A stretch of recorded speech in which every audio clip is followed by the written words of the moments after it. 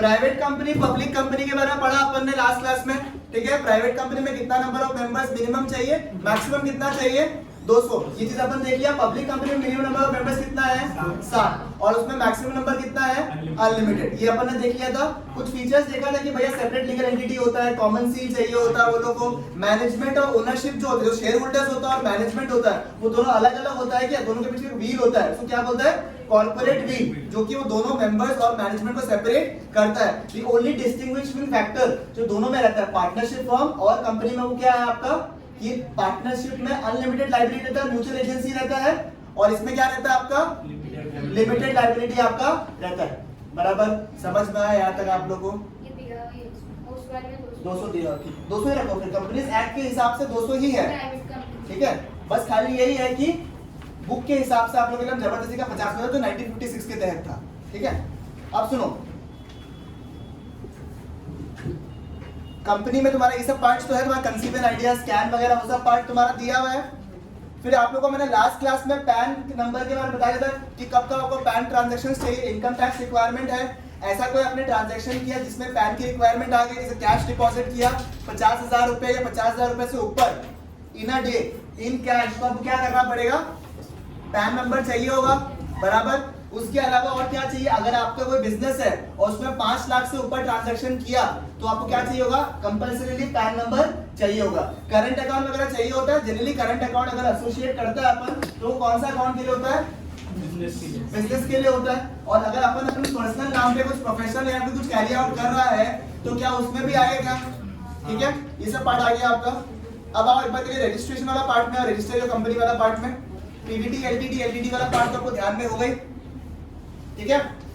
देखो क्या क्या लिखा हुआ है, नेम होना पड़ेगा आपका, डेन ये सब बता देगा आपको। डेन डेन क्या था आपका, डायरेक्टर आइडेंटिफिकेशन नंबर, डीएससी क्या था, फिजिकल सर्टिफिकेट, एमओए एओएल वाला बता दिया था आप लोगों को मैंने। रजिस्ट्रेशन इन सर्विस टैक्स वगैरह चाहिए नहीं क्योंकि अभी क्या आ गया, जीएसटी वगैरह आ गया। आप लोगों को चीज देखना है वो आओ आप लोग पॉइंट नंबर 9 में आओ, पॉइंट नंबर 11 और पॉइंट नंबर 12।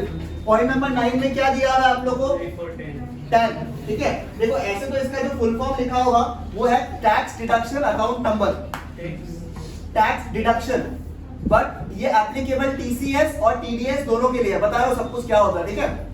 2 टैक्सेस होता है, एक होता है टीडीएस, एक होता है टीसीएस, ठीक है। जिसमें से ज्यादा कॉमन जो है वो आपका टीडीएस है, ठीक है, बराबर। 2 होता है आपका टीडीएस और टीसीएस, ठीक है। सुनो क्या होता है, टीडीएस का कॉन्सेप्ट समझो क्या होता है, ठीक है। कभी कभी क्या होता है, जब कोई ठीक है बड़ा यूनिट छोटा यूनिट को पेमेंट वगैरह कर रहा हो, ठीक है। फॉर एग्जांपल मैंने दिव्यांशी को एक पेमेंट दिया, मेरे लिए वो खर्चा है, दिव्यांशी के लिए क्या है वो इनकम है। जब आप इनकम कमाते हो तो क्या आपकी टैक्स की लायबिलिटी क्रिएट होती है, इफ योर स्पेसिफाइड लिमिट के ऊपर जा रहा है तो आपका इनकम टैक्स का लायबिलिटी क्रिएट हो जाएगा, बराबर। समझ में आया। अब मैं एक बड़ा unit, for example I am running a company और उसमें 4 जन एम्प्लॉइज आ गया। अब मैं आप लोगों को सैलरी पे कर रहा हूँ, ठीक है। आप लोगों को मैं सैलरी पे करूँ तो अगर आपका सैलरी कुछ एक पर्टिकुलर लिमिट के ऊपर है तो will you be liable to pay tax to the government, ठीक है। तो अगर मैंने कोई इनकम, आप मतलब एग्जांपल मैंने सैलरी दिया तो कुछ तो 10 लाख रुपए का, which is an amount which is more than 5 lakh, ठीक है। तो Disha will be liable to pay tax on the amount that he she has earned as salary, ठीक है। अब बड़ा एंटिटी कौन सा है इसमें से, ठीक है। गवर्नमेंट के लिए मॉनिटर करना ज्यादा इजी कौन सा है, मेरे लिए या इंडिविजुअल टैक्स पेयर्स के लिए, मेरे को, ठीक है। और हो सकता है कि बिकॉज इसका और कोई सोर्स ऑफ इनकम तो है नहीं, सैलरी है, तो ये क्या पता इनकम टैक्स रिटर्न्स वगैरह फाइल करना भूल जाए, इतनी लायबिलिटी तो है नहीं इसकी, ठीक है। तो गवर्नमेंट एक स्कीम निकाला कि instead of putting the burden on her, मैं जब इसको पेमेंट करूंगा तो मैं जो भी इसका टैक्स लायबिलिटी बन रहा है ना, फॉर एग्जांपल चलो 10 लाख में से सोचो इसका लाख रुपए का लायबिलिटी बन रहा है, तो मैं 1 लाख रुपए काट के इसको पेमेंट करूं और जो 1 लाख रुपए काटा वो गवर्नमेंट को जमा कर दूं। इसको बोलता है TDS, tax deducted at source. क्या बोला मैंने, टैक्स डिडक्टेड एट सोर्स। जब मैंने आपको एट सोर्स पेमेंट कर रहा हूं मैं, तो उसमें मैंने क्या किया, टैक्स को डिडक्ट कर दिया और आपको पेमेंट कर दिया, ठीक है। ये कौन कर सकता है? जिसके पास में टैन नंबर हो। That means you have to register to the government that I wish to deduct TDS. Then you get a TAN number and only then I can deduct TDS from the person who is liable to say. ऐसा नहीं कि आप हर एक payment में TDS काट लो, specific sections है। देखिए जैसे मैंने इसको सैलरी बोला तो 194A में कटता है आपका, इस तरीके का अलग 192 में कटता है, सॉरी, ठीक है।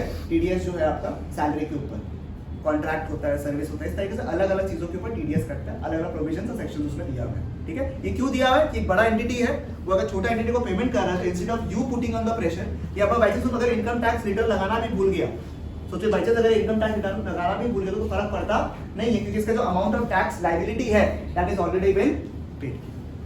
बात समझ में आया आप लोगों को? दैट इज TDS, ठीक है। ये कॉन्सेप्ट ट्रेडिशनल नहीं है, पुराना कॉन्सेप्ट भी नहीं है, नया कॉन्सेप्ट भी नहीं है, ये बाहर में काफी ज्यादा यूज हो रहा था, इंडिया में भी काफी दिन पहले ही इंट्रोड्यूस किया गया था।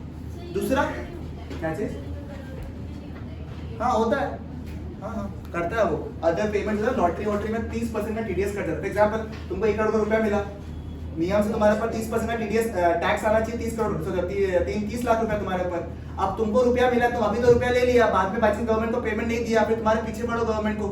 उससे अच्छा तुम्हारा जब तुमको पेमेंट कर रहा है उसके पहले TDS काट देगा तुमको और रुपया दे देगा। इसलिए कभी कभी क्या होता है, सुना ना, कैश प्राइस की जगह अगर कोई गिफ्ट प्राइस मिलता है ना, घर मिला, गाड़ी मिला, तो जब आपको पेमेंट कर रहा होता है ना वो लोग, उसके पहले आपको एक अमाउंट मांगता है वो लोग 30% के तौर पे, क्योंकि दे हैव टू पे इट एज अ टैक्स। और बहुत बार क्या होता है, वो 30% का अमाउंट इतना हाई होता है कि बहुत दिन दे नहीं पाता है, तो अल्टीमेटली वो लोग क्या करता है, गिफ्ट को गिव अवे कर देता है लोग, कभी कभी ऐसा भी होता है, ठीक है। तो दिस इज TDS, ठीक है। TCS जो है वो इंडिया में बोल सकते हैं नया, मतलब नया तो नहीं है, पुराना है, बट ये इंडिया एक्सक्लूसिव थोड़ा सा हो सकता है। जनरली जब भी आप पेमेंट वगैरह करते हो तो you have to deduct a tax. ये जब आप सेल वगैरह कर रहे हो ना कुछ कुछ सामान का, ठीक है, तो आप टैक्स काट के सेल करते हो। ये थोड़ा मचकान कॉन्सेप्ट है, ठीक है। ये कम भी होता है, जैसे कोयला वगैरह आपने सुना, कोयला वगैरह, ठीक है, वो सब में अपना TCS करता है। मतलब ऐसा नहीं, जो TDS तो बहुत आइटम्स में, मतलब बहुत ट्रांजैक्शंस में करता है, आइटम नहीं बोल रहा हूं, ट्रांजैक्शन में करता है, बट TCS जो है लिमिटेड चीजों में करता है। मोटर व्हीकल के केस में कभी एक पर्टिकुलर लिमिट के ऊपर 15 लाख के ऊपर अगर गाड़ी आप ले रहे हो तो आपका TCS 1% करके कट जाता है, ठीक है। तो TCS काफी कम है, कॉन्सेप्ट बिल्कुल सिमिलर है। इसमें मैं पेमेंट कर रहा हूँ, इधर मैं सेल कर रहा हूँ। जब मैं सेल कर रहा हूँ, ठीक है, तो सेल के ऊपर एक पर्टिकुलर अमाउंट वो लोग लेता है in the form of TCS, ठीक है। तो आप चाहे TDS काटो या TCS काटो, बात अलग है, आपको क्या चाहिए, टैन चाहिए। एंड नेचुरली क्योंकि ये कंपनी है तो कंपनी क्या है, अच्छा खासा टर्नओवर सब कुछ होगा उसका, वो सैलरी वगैरह देगा, कॉन्ट्रैक्ट अमाउंट देगा, तो जो किसी और को सोर्स ऑफ इनकम दिया, कुछ कॉन्टेस्ट करवाया, उसमें किसी को इनकम दिया, प्रोवाइड किया, कुछ किसी भी चीज में अगर आप कुछ करें, ठीक है, तो कभी कभी क्या होता है, आपका लायबिलिटी ऑफ TDS आएगा ही आएगा, ठीक है। That is why the company has to obtain what, a TAN. भैया जो केवीसी में से जो पैसा मिलता है वो भी तो कट के मिल रहा है, वो तो TDS है। हाँ TDS कट के मिलता है आपको, 30% का TDS कटता है, फ्लैट रेट है 30%। हाँ ये जनरली तुम्हारा जो पेमेंट वगैरह होता है उसमें होता है, नॉर्मल पेमेंट वगैरह, सेल परचेज में कभी नहीं होता तुम्हारा, ये तुम्हारा सेल के ऊपर होता है। ना बेचा। हाँ, और इसमें सामान जैसा वुड होता है ना, वुड लकड़ी, ठीक है, मतलब लॉ जो टिम्बर होता है उस सब में लगता है TCS। फिर हाँ एल्यूमिनियम में ध्यान नहीं है, वो TCS लगता है, हाँ पता नहीं, अगर आपको ध्यान नहीं है, 2-3 आइटम जो याद है, लिकर में शायद लगता है, फिर ये जर्दा वर्दा सब में लगता होगा, फिर फॉरेस्ट आइटम्स में लगता है, गाड़ी में लगता है, वो भी अमाउंट के ऊपर, ऐसा करके कुछ कुछ चीजें हैं, ठीक है। ये बहुत रेयर चीज है, कम लगता है आपका कभी, ठीक है। तो ये चीज है, ठीक है।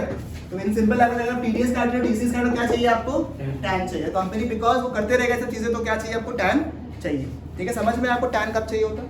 फिर नेक्स्ट क्या लिखा हुआ है, EPF एंड ESI। देखो सिंपल सा बात है, 25-30 साल तक आप कहीं कोई कंपनी में काम करते हो, ठीक है, 25-30 साल तक आप काम करते हो, आपको सैलरी मिल रहा है, बहुत दिन का हैबिट्स नहीं होता रुपए जमा करने का, ठीक है। ये प्रॉब्लम नहीं हो कि आपको रिटायरमेंट के बाद इश्यूज हो, आपको रिटायरमेंट बेनिफिट्स मिले आगे जाकर, कि आप जब आगे 10-15 साल जब आप काम नहीं करोगे तब भी पैसे आते रहे। इसके लिए क्या करते, जब आपको सैलरी होता है ना, सैलरी में से एक पार्ट कट कर देता है वो लोग, ठीक है।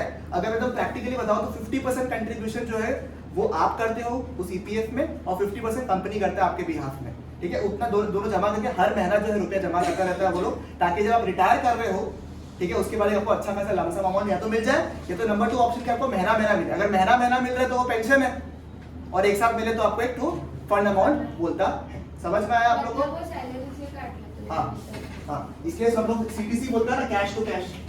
तो CTC क्या है, ग्रॉस सैलरी क्या है बोलता है। जब आप लोग थोड़ा सा आगे जाओगे तो लोग बात कर रहे हैं ग्रॉस सैलरी बोलो, ग्रॉस में सब कुछ इंक्लूडेड है, जो भी बेनिफिट्स पर्क्स, बहुत सारा बेनिफिट होता है ना इसमें।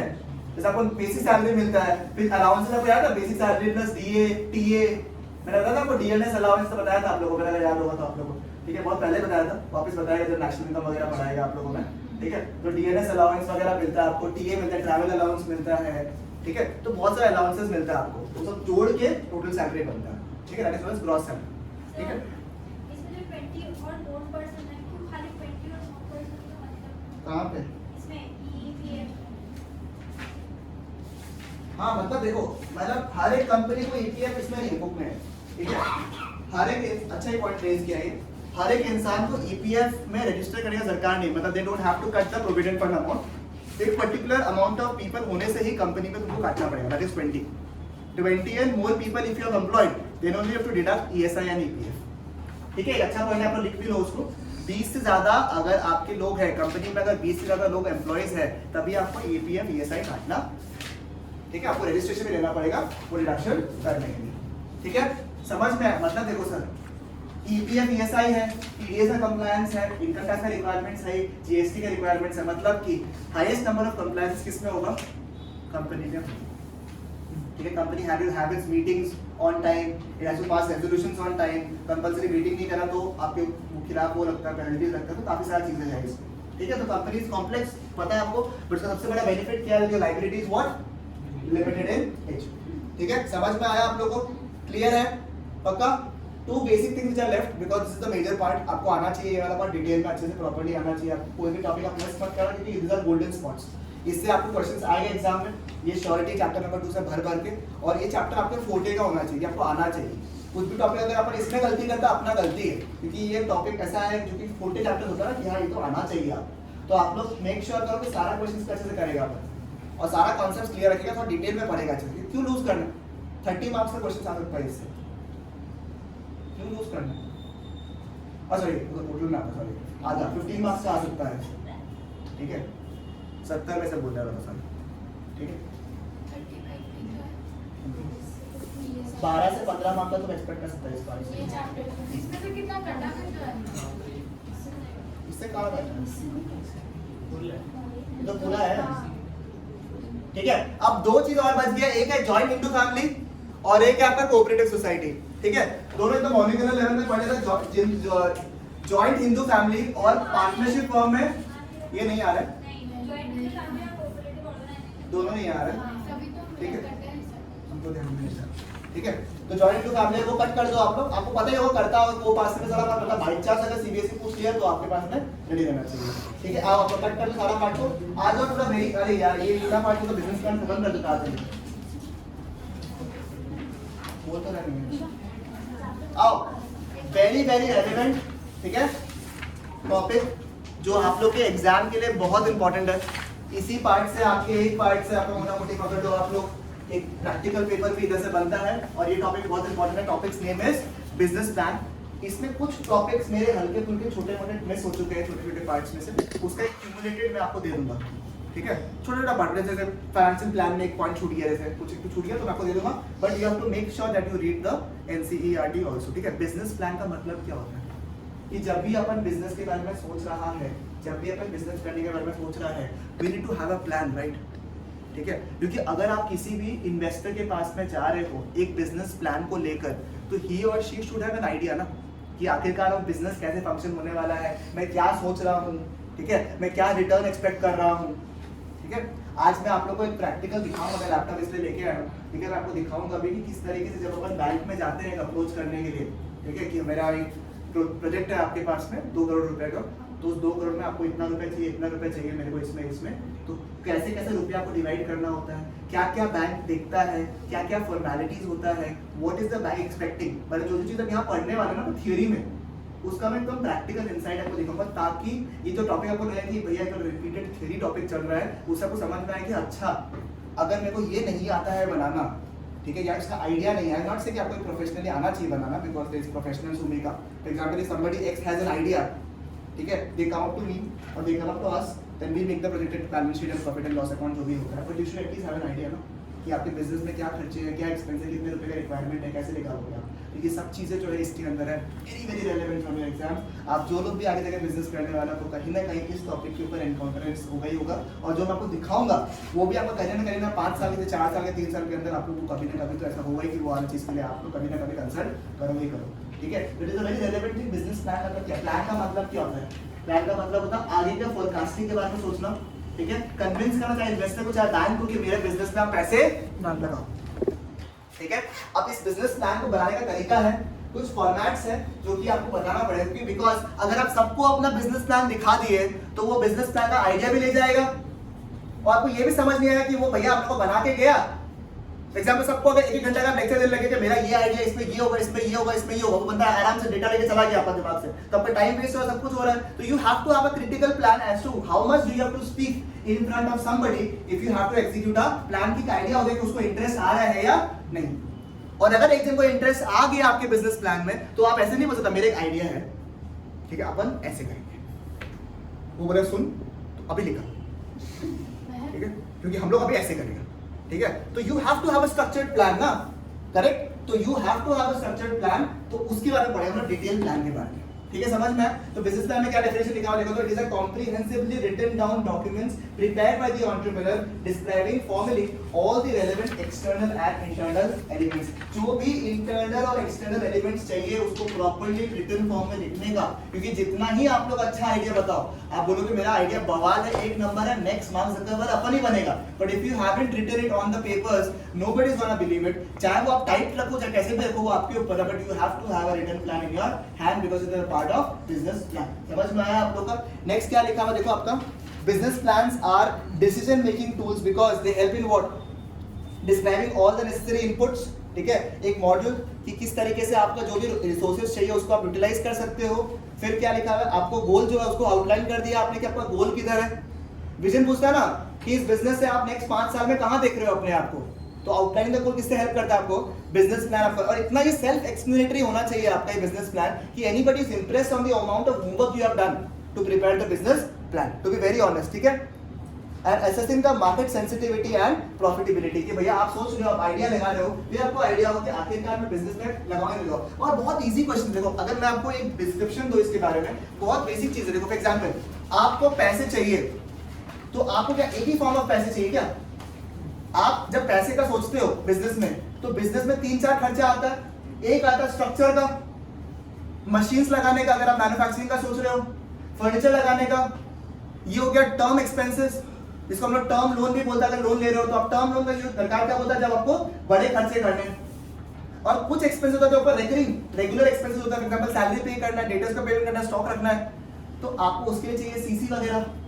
तो आपको कुछ टर्म लोन चाहिए, कुछ सीसी चाहिए, कितना चाहिए, क्या चाहिए, वो डिसाइड करना है। नंबर 2, आप खुद का पैसा कितना लगाने वाले हो, क्योंकि अगर आप बैंक के पास गए 90% लोन चाहिए, वो बोलेगा घर जाओ, क्योंकि वो खुद का पैसा का रिक्वायरमेंट भी होता है कि खुद के पास कितना कैपेसिटी है। क्योंकि सर व्हाट इज दैट खुद का पैसा शोइंग, खुद का पैसा शोइंग कि आप अगर अपना खुद का अच्छा खासा पूंजी लगा रहे हो अपने बिजनेस में, मतलब आपको बिजनेस में अपने कॉन्फिडेंस है।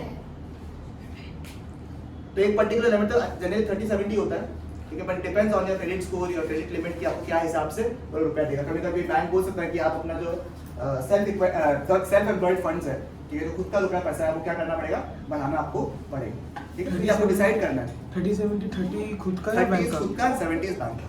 ठीक है, तो पानी का बोतल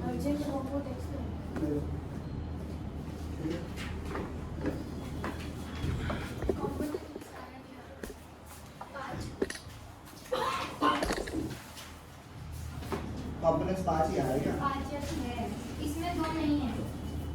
कैसे नहीं, सारा मार्केटिंग नहीं होगा खाली। प्रोडक्शन है, ऑपरेशनल है, ऑर्गेनाइजेशनल है, फाइनेंशियल है। ह्यूमन रिसोर्स भी होगा, ह्यूमन रिसोर्स लास्ट में दिया होगा। देखो मैन पावर प्लानिंग दिया होगा, मैन पावर प्लानिंग बोल दिया होगा। मतलब आपका वो नहीं है क्या? फर्स्ट वाला नहीं है, इंट्रोडक्शन है। वो तो ऐसे भी फ्लो में पढ़ना ही पड़ेगा। ठीक है, फर्स्ट वाला आपने बोला, इसको जस्ट रीड कर दो ना। बिजनेस वेंचर नहीं है। हां, मैन पावर प्लानिंग होगा। बिजनेस वेंचर करते हैं।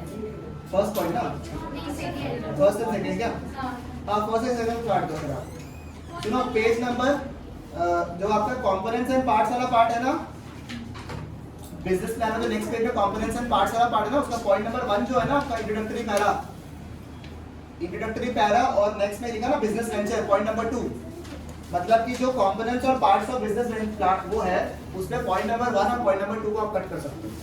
मैं हल्का हल्का ब्रीफ दे दूंगा आपको, ठीक है, बट सर वापस से बोले ना।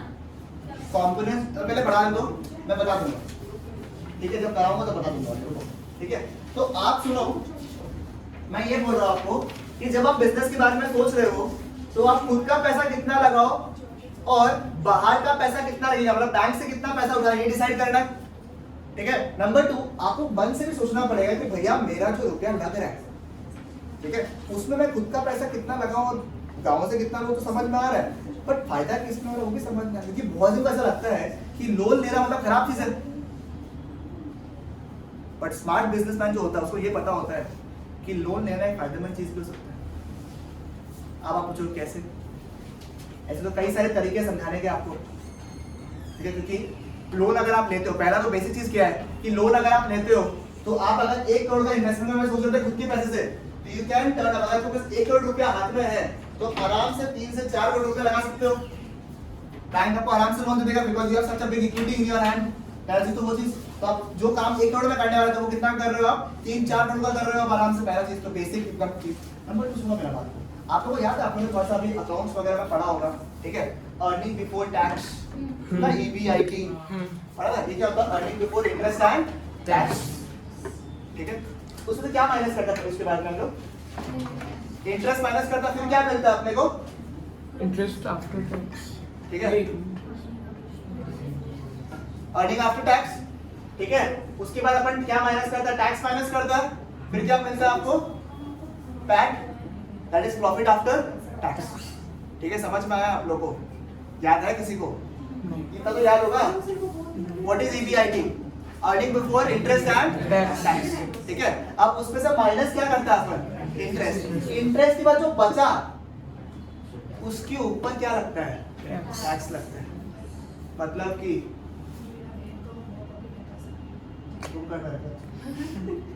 हम गलती से अपना मुझे बाहर है क्यों,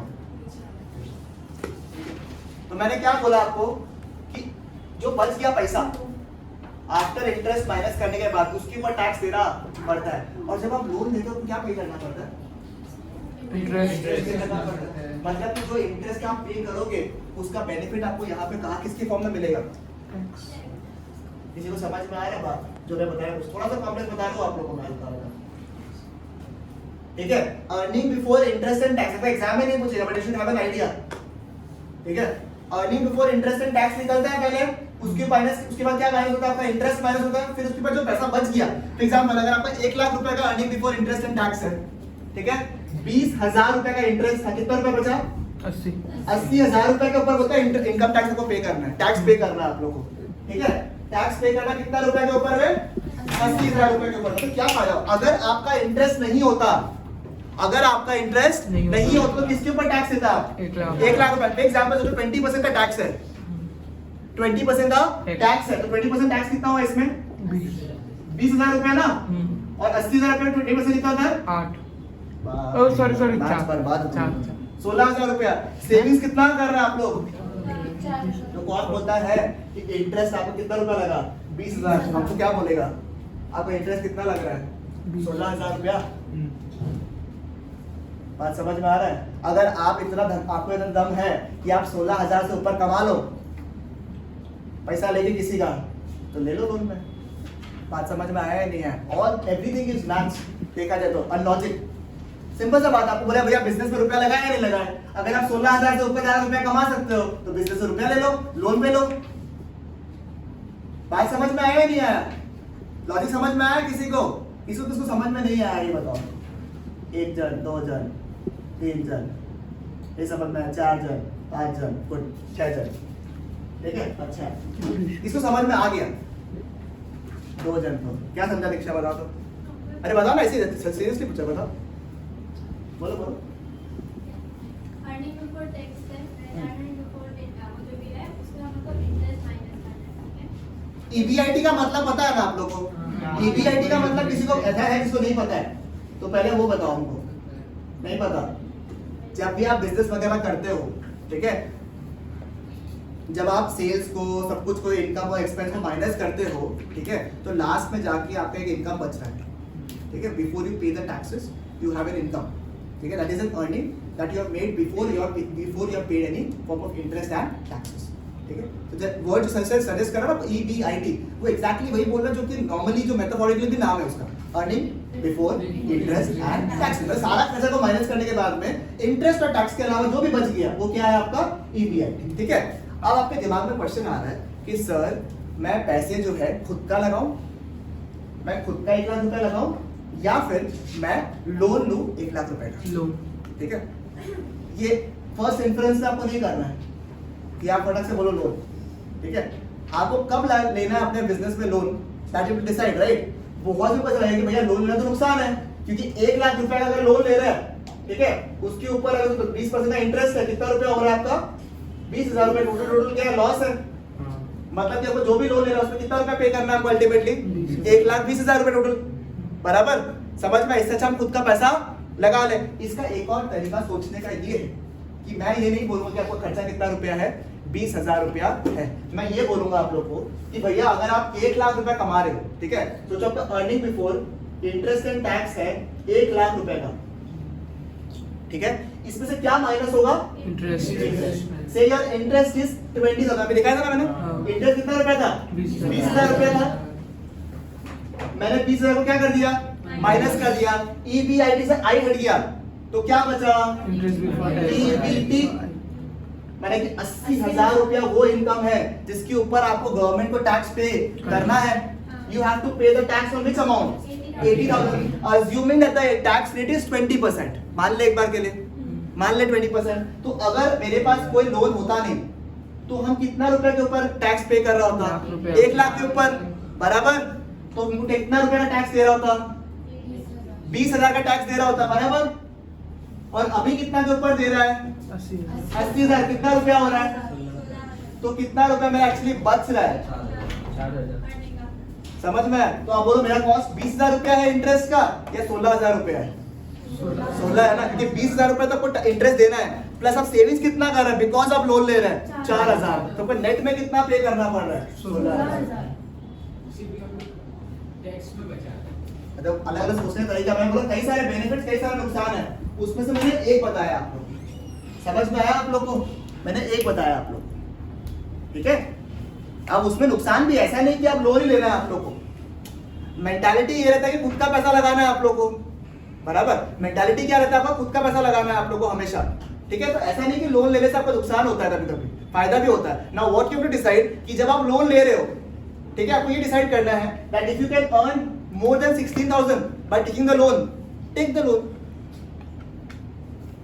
अगर लगता है कि आप कितना, देखो ये भी निकालने का तरीका होता है, रिटर्न ऑन इन्वेस्टमेंट कितना आने वाला है आपका, ठीक है, ROI निकालता है। If your ROI is more than COI, COI क्या होता है, cost of investment. Cost of investment अपने लिए कितना हो गया यहाँ पे 16,000 रुपया। अगर आपका ROI return on investment is more than COI यानी cost of investment, invest, take a loan. बात समझ में आया, मतलब कि there is two directional things to think, ठीक है। एक खुद का पैसा लगाना तो बेस्ट है क्योंकि उसमें इंटरेस्ट वगैरह कुछ नहीं लगता आपका, बट खुद का पैसा ब्लॉक करके अगर आप एक बार लोन ले रहे हो तो उससे कुछ फायदा होता है या नहीं होता वो भी देखना जरूरी है, ठीक है। सेकंड में एक और तरीका बताता हूं आपको, समझा, ठीक है। ये जो भी बताऊंगा हल्का सा, ये आपका एग्जाम पॉइंट के लिए दिमाग में कुछ लगाने का दरकार नहीं है, आपको सिर्फ ये देखना है कि आपका if your ROI is greater than COI then you take what, take about a loan or an investment you have to do in the business। आप बिजनेस में इन्वेस्ट कर दो, ठीक है। बट दो चीजें बहुत जरूरी चीज है ना, देखो कि सोचो मेरा 16,000 रुपए का इंटरेस्ट लग रहा है, अब खुद का मेरा 1 लाख रुपए हाथ में है, खुद का मेरा कितना रुपए है 1 लाख। 1 लाख रुपए, हम उसको 1 लाख रुपए ऐसे छोड़ देगा, कुछ तो उस पर भी कमाएगा। मिनिमम सोचो अगर मैंने कमाया बेसिक 10% तो कमा लेगा, कितना कमा लेगा 10,000। 1 लाख रुपए 10% कितना होता है 10,000 रुपए। नेट का कितना लग रहा है 6,000 रुपया लग रहा है। बात समझ में आ रहा है, ये समझने दरकार नहीं है आप लोगों को, ठीक है। जिसको समझ में फ्लो में आया एक बार में समझ में आ गया आप लोगों, बाकी लोगों के लिए छोड़ दो, ठीक है। That means this is a new look. देखो आपको जिसको थोड़ा इंटरेस्ट है आगे जाके थोड़ा सा इसमें, ठीक है, दिस इज योर फील्ड, ठीक है, where you love playing with the edges that you have. ठीक है, क्लियर है ये वाला part? If you have not understood, it's not, क्योंकि मैंने आपको बहुत डिटेल में बताया भी नहीं, तो मैं very honest, मैंने आपको बहुत शॉर्ट में बताया है। ये अकाउंट्स में भी है ही। I have no। फाइनेंशियल बढ़िया तो मेरे से भी करना। बट वो आ नहीं रहा ना टॉप। आ रहा है। आइए, ठीक है, क्लियर है ये वाला पार्ट? डन? ओके, ठीक है, नाउ लिसन। तो बिजनेस प्लान्स जो है आपको समझ में आ रहा है? Why the business plan is important, ठीक है? Why the business plan is important समझ में आ रहा है आप लोगों को? क्योंकि ये आपको बहुत कुछ चीजों का आइडिया देता है। कितना का लोन लेना है, कौन सा लोन लेना है, ठीक है? टर्म लोन लेना है या वर्किंग कैपिटल लोन लेना है, ठीक है? आपका कॉस्ट ऑफ इन्वेस्टमेंट कितना है, आपका आरओआई कितना है, आप बीईपी या ब्रेक इवन पॉइंट में कब पहुंचोगे, ये सारे कैलकुलेशंस को आपको करना पड़ता है। बकायदा मैं आपको दिखाऊंगा, ठीक है? उस बकायदा कैलकुलेशन के बाद में आपको आइडिया हो कि अच्छा मैं इस बिजनेस में इन्वेस्ट करूं या नहीं करूं, या कोई दूसरा इंसान बिजनेस में इन्वेस्ट करेगा या नहीं करेगा, या फिर बैंक जो है वो आपके बिजनेस में पैसा लगाएगा या नहीं लगाएगा। समझा? That is the relevance of business plan. अगर मैं डायरेक्ट रीडिंग करता ना कंपोनेंट्स, आप बोलते कि हाँ हाँ हाँ ठीक है, थ्योरी पार्ट है, समझ गया। अब समझ रहे रेलेवेंस इसका बिजनेस प्लान का, ठीक है? अब सुनो, फॉर्मेट क्या है बिजनेस प्लान का, उसको मैं बैठूं। अरे अरुण, पेने को बोले इसको क्या करेगा, हम उसको बताएंगे, ठीक है? सुनो, एक वो लंबाना भी है। सुनो, मच्छर आ रहा है, बहुत मच्छर आ रहा है। सुनो, एक बात सुनो यार, फॉर्मेट क्या है बिजनेस प्लान का, इसमें आओ तो आप लोग एक बार करें, ठीक है? अब बिजनेस प्लान का क्या आपकी एडवांटेजेस है या इंपॉर्टेंस है, ये पढ़ाना जरूरी है क्या? ये तो समझ में आ गया, बिजनेस वेंचर में हेल्प करता है, गाइडेंस हेल्प करता है एंटरप्रेन्योर को कि ऑर्गेनाइज कर सके, सैटिस्फाई करता है सारा कंसर्न्स, क्वेरीज एंड इश्यूज, ठीक है? सेल्फ असेसमेंट करता है, सेल्फ रिवैल्यूएट करता है अपने आप को, रियलाइज करता है ऑब्स्टिकल्स क्या है, कैरेक्टर क्या होगा, कैश फ्लो क्या होगा, कोलैटरल क्या होगा। You have understood, do you know about cash flow statements, ठीक है? वो भी आपको जरूरी है बनाना, ठीक है? when you plan a business venture you have to prepare the cash flow statement, ठीक है? शायद इस टर्म में तो नहीं होगा मेरे साथ। नहीं, सेकंड टर्म में। फॉर्मेट क्या देखो, तो जब आप बिजनेस प्लान बनाते हो, do you make only one? बताओ मेरे को, कोई ऐसा है जिसको डीसी का मूवीज पसंद है? बैटमैन, सुपरमैन, ऐसा सुना है कभी आप लोगों ने? सुना? तो एक मूवी आया था आपका, अगर आपको पता होगा, डीसी का आया था, लास्ट मूवी आपका आया था, बैक जो एकदम अभी जस्टिस लीग बोल के आया था, यार पता है किसी को? सुना है ना? देखा जरूरी नहीं है, सुना है जस्टिस लीग के बारे में, ठीक है? तो जस्टिस लीग का थोड़ा दिन मतलब थोड़ा अब तो गया, लास्ट ईयर आया था स्नाइडर कट बोल के, अगर आपको पता होगा तो। स्नाइडर जो है, Zack Snyder was the director of the movie and उसका खुद का कट लिखा था, that was the director's cut. मतलब वो क्या है, एक्सटेंडेड कट, मतलब उसको कुछ ज्यादा कट नहीं करके रखा, वो जो डायरेक्टर था ना उसके हिसाब से बनाया था। जनरली मूवीज तो 7-8 घंटा का बनता है, उसको कट कट कट करके लोग छोटा बनाते हैं, ठीक है? तो वो एकदम एक्सटेंडेड कट हो गया, ठीक है? क्यों बता रहा है सब, ठीक है? टीजर का नाम सुना? टीजर सुना? टीजर हो गया सबसे पहला वाला, एलिवेटर स्पीच। सुन लो, टीजर क्या हो गया? Elevator speech. टीजर के बाद क्या आता है कोई मूवी में? ट्रेलर। नेक्स्ट वाला आपका क्या हो गया? ट्रेलर।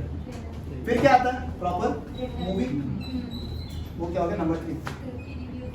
नंबर 4 पे जब मैं बोला ना एक्सटेंडेड कट, जो ऑडियंस लोग रियल ऑडियंस के लिए नहीं चाहिए, ये किसको लिए चाहिए? जो डायरेक्टर्स हो गया, मेन एकदम एंथुसियास्ट हो गया, वो लोग के लिए क्या चाहिए? स्नाइडर कट देखेगा वो लोग बैठ के, 4 घंटा 4.5 घंटे का मूवी था, हम बैठ के देखा, ठीक है? तो उसमें क्या था, हमको मजा आ रहा था वो देख के, क्योंकि स्नाइडर कट पूरा प्रॉपर्ली दिखाता है, ठीक है? वो हो गया लास्ट वाला पार्ट। हर एक बिजनेस प्लान में ये 4 फॉर्म होता है। एक फॉर एग्जांपल सोचो, इसको सिर्फ क्वेरी के बारे में जानना है, she just wants to know कि आखिरकार प्लान क्या है, तो मैं इसको क्या सारा कुछ बता दूंगा या एक हल्का हल्का आइडिया दे दूंगा ताकि मैं जान सकूं कि इफ शी इज इंटरेस्टेड और नॉट।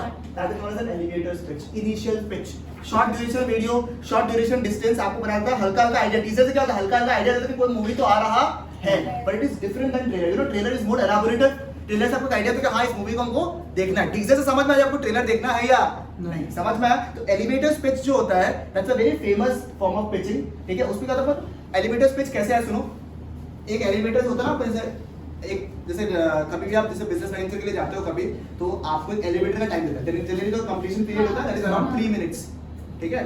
से उससे कम भी होता है depending on which elevator you are using. Elevator मतलब लिफ्ट, हां तो अब नहीं पागल, एलिवेटर 7 मिनट तो जाएगा, कुछ और है पलक, ठीक है? जिसमें लिंक है तो अभी ये है कॉमन बिजनेस प्लान होता है, आपको बोलता है कि नीचे आप जाओ, ग्राउंड फ्लोर में जाओ, इन्वेस्टर खड़ा है, लिफ्ट जब से ऊपर नीचे से ऊपर तो जाएगा तब तक आपको अपना उसका पिच आइडिया उसको बताना है। इफ इज इंटरेस्टेड तो वो आपको हाथों हाथ आपके ऊपर इन्वेस्ट कर देगा। That is an elevator pitch. ठीक है, तो आपको बस लिफ्ट नीचे से ऊपर जाने का टाइम मिलता है, तब तक आप अपना आइडिया को ब्रीफिंग देते हो। क्या आप उसको पूरा आइडिया बता सकता है? नहीं, एक ग्लिम्स बता सकता है कि उसको बंदा को आइडिया होगा या नहीं। ऑब्वियसली वो सुन के बोलेगा कि हम इंटरेस्टेड, अब मुझे बताओ एक्चुअल प्लान क्या है। तो फर्स्ट जो एलिवेटर स्पीच है वो क्या है? ब्रीफ आइडिया है, टीजर है। आइडिया बता देंगे हल्का हल्का मेरा क्या थीम है। देखा आपको कि आपका आप में स्टार बना है और आपको इंटरेस्ट आया है, तो नेक्स्ट क्या देगा आपको हम अब pitch desk with the next. इसमें क्या होगा, थोड़ा सा आपको हल्का सा ट्रेलर टाइप का हल्का से दिखाया है, थोड़ा आपको आइडिया होगा कि आखिरकार मेरा आइडिया क्या है। ठीक है, समझ में आया आप लोगों को? ट्रेलर में क्या हल्का सा डॉक्यूमेंट दे दिया आप लोगों को, हल्का हल्का मैंने स्लाइड शोज दिखाया, प्रॉपर मोशन फिल्म्स दिखाया आपको, हल्का हल्का तो गेट एन आइडिया कि आखिरकार थीम क्या है आपके फिल्म का। ठीक है, नंबर 3 क्या है? डिटेल मूवी देखने का। इसमें क्या है, जो बंदा इंटरेस्टेड होगा पैसा लगाने में, कि अगर बैग पैसा लगाने वाला है तो हमको इसको सब कुछ बताना पड़ेगा नहीं पड़ेगा? ठीक है, कि क्या हो रहा है, कैसे हो रहा है, कितना हो रहा है, क्या कब होगा, सब बताएगा हम इसको। तो ये हो गया थर्ड वाला। थर्ड वाला कौन सा हो गया आपका? Written presentation for external stakeholders. External stakeholders मतलब जो पैसा रुपया बाहर का लोग, एक्सटर्नल लोग, रुपया लगाने वाला, स्टेक लेने वाला है, वो जो भी पैसा लगाने वाला उसको पूरा डिटेल पिक्चर आप दिखाओगे।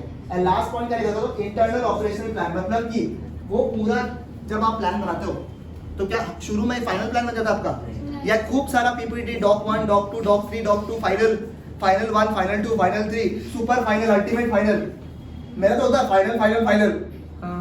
जैसे अभी मेरा आईडी का जब बुक बना था, ठीक है, तो ऐसा हुआ था, आईडी का बुक या मैथ्रो का बुक में लिखा था आईडी फाइनल, फिर उसमें एडिशन और करेक्शन हुआ, आईडी फाइनल एक मतलब पक्का PWK लिखा था। ठीक है, फिर हम बोला ये जब प्रिंट लिखा, फिर जब वापस इसमें करेक्शन हुआ तो लिखा ID final 2021 ready to print. वो भेजा, क्योंकि इतना आईडी फाइनल वाले वाले हम कंफ्यूज हो गए कौन सा फाइनल कॉपी है। तो ये क्या होगा, लास्ट कॉपी जो है ना, उसके पहले जितना भी कॉपीज अपन अपने हेल्प के लिए लिया उसको क्या बोलेगा अपन? Internal operations plan. बात समझ में आया आप लोग को? क्लियर है ये वाला पार्ट? बताइए मेरे को। ठीक है, it is the fourth thing, market is important. Exam में क्वेश्चन आने का पूरा चांसेस है, पूरा। ये सब न्यू टॉपिक फॉर एवरीबॉडी। ठीक है, जो आपको आता है उससे पूछना मुश्किल होता है थोड़ा सा, इसमें तो थोड़ा डिफिकल्ट है, नया है, डिफिकल्ट तो नहीं है बट नया है। तो आप लोग क्या होना चाहिए इसमें? स्टार मार्क कर दो इसको, क्योंकि इसमें से क्वेश्चन आने का चांस है। इसमें ये वाला, ये इंटरनल मैनेजमेंट के लिए, जैसे मैंने अभी बहुत सारा फाइल बनाया था ना, तो तुम लास्ट में से तुम एग्जांपल ये तुम्हारा फाइनल इन्वेस्टर है, तुम क्या करते हो? फाइनल कॉपी लिखा है, उसके बाद एक सारा कॉपी देना, तुम हेल्प कर दो, बोलते ये हमने डालते तो ये डालेगा, तो वो जो सब कुछ मिला है, तुम कचरा ही तो था तुम्हारा, जैसे तुमने फाइनल प्रोडक्ट बनाया, दैट कचरा that is your internal documents, वो तुम्हारा है। क्लियर है? ये फोर्थ है इसका, पंचाली वहाँ से मैसेज कर रहा है। ये फोर्थ बेसिक होता है। पंचाली का फोन आओ कंपोनेंट्स में आइए, कंपोनेंट्स में आइए।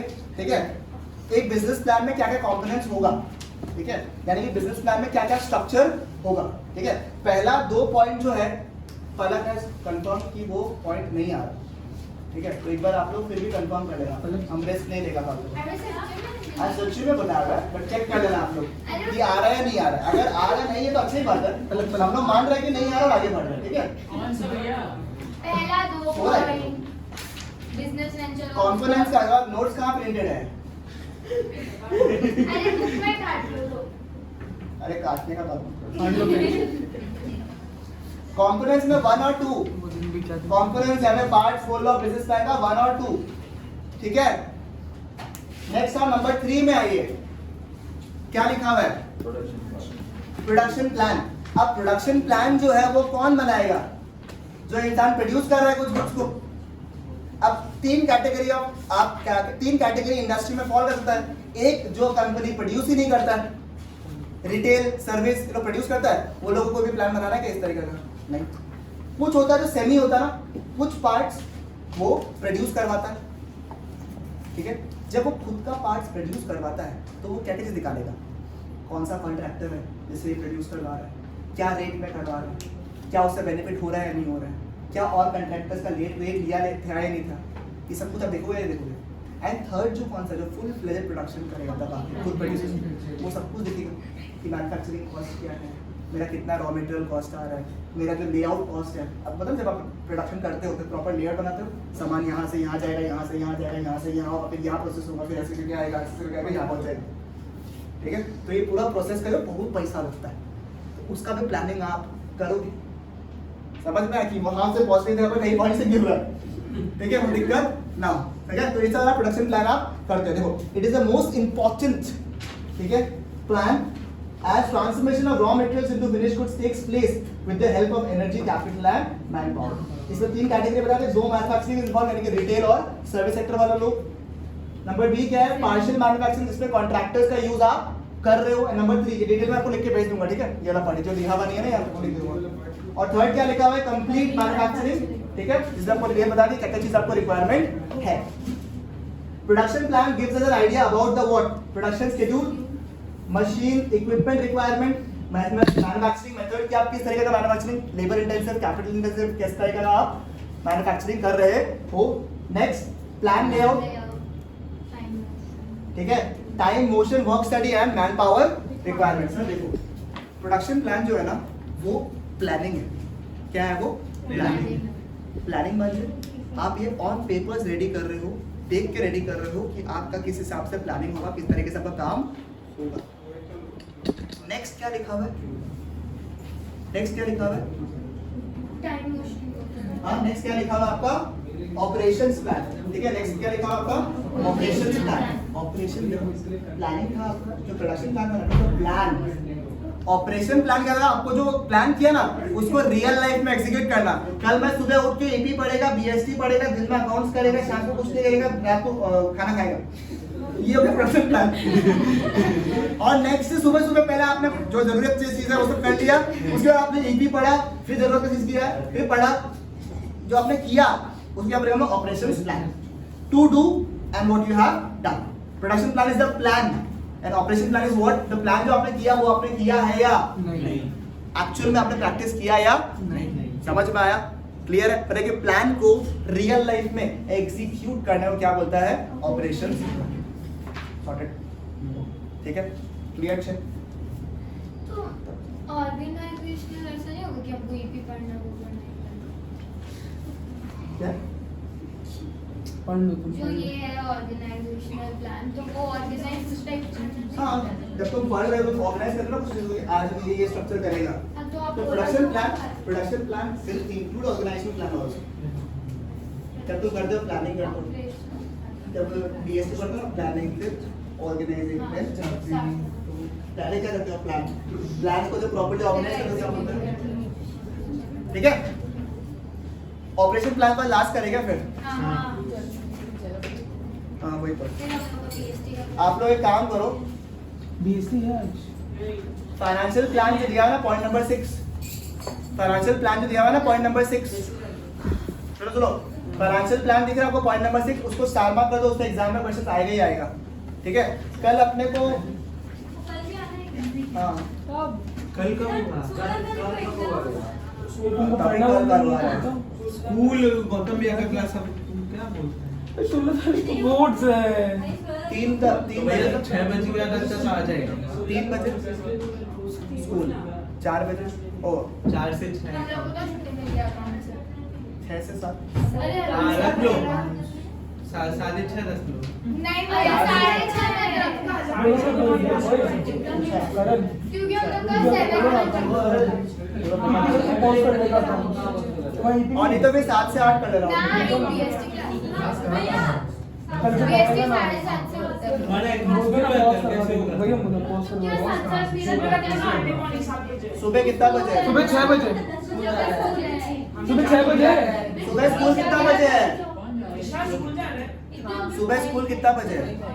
अरे स्कूल कितना बजे पूछ रहा, नहीं जाएगा जाएगा बस कितना बजे आता है? 7:30 बजे। 7:30 6 बजे रख लो। 6 बजे क्लास कर लो। 5:30 से कर लो। अरे भैया नहीं जा रहे हैं। हां कोई बात नहीं, पढ़ लेगा, हमको बोर्ड उठ से जाएगा, होगा। 5 बजे हाँ, उठता है। 6 बजे उठ जाएगा, उठ जाएगा। 5:30 सोएगा ही नहीं भैया, बोलो एक बार बस। 5:30 अरे भैया भैया एक